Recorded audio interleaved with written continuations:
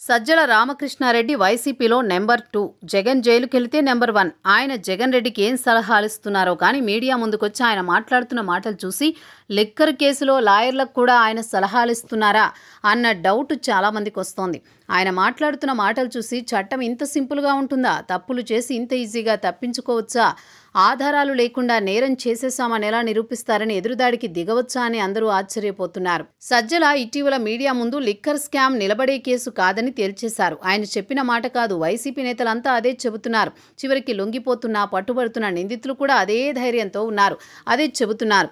Red corner notice జారీ చేస్తారన్న భయంతో దుబాయ్ నుంచి వచ్చి దొరికిపోయిన వరుణ్ ఇది నిలబడే కేసు కాదని కొన్నాళ్లు దుబాయ్లో ఉండి రావాలని పంపించారని పోలీసులకు చెప్పాడు. అంటే నిందితులంతా అదే చెబుతున్నారు. సజ్జల ఇచ్చిన సలహా వారికి అంత బాగా నచ్చిందన్నమాట. నేరం నిరూపించాలంటే ఎక్కడ ఎవరికి నష్టం జరిగిందో చూపించాలని, ఎక్కడ నష్టం జరిగిందని సజ్జల తాజాగా కోర్టు ముందు నిలబడి మీడియాతో వాదించారు. ఆయనకు కనిపిస్తే నష్టం, లేకపోతే లాభమని ఎందుకని అనుకుంటున్నారో కానీ ప్రజల ఆరోగ్యాలను సైతం దోచుకున్న వ్యవహారం అంతా నష్టమేనని ఆయన అనుకోవడం లేదు. అయితే అలాంటి నష్టాన్ని నిరూపించలేరని ఆయన నమ్ముతున్నారు.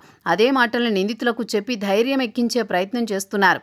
కళ్ళ ఎదురుగా దోపిడీ చేసిన అంతా నగదుతో పూర్తి చేశాం కాబట్టి నమ్మించలేరు, నిరూపించలేరు, నష్టం జరగలేదు వంటి పదాలతో కేసు నిలబడదని అడ్డగోలు వాదనలు వినిపించడం మీడియా ముందు సాధ్యమవుతుంది కానీ కోర్టులో కాదు. వ్యవస్థకు తక్కువ అంచనా వేయడమే అది.